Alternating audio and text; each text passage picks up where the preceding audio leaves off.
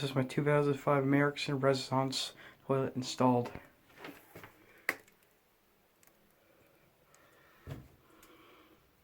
There's a slow close sheet too. Okay, let's give it a flush. Oh man. Oop.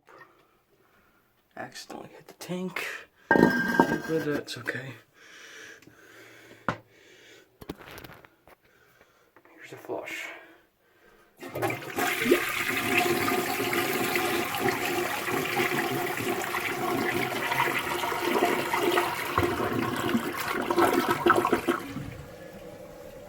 Has a really nice flush but a poor performance. I wonder how this would do on normal use. Anyways, hope you enjoyed this video and bye.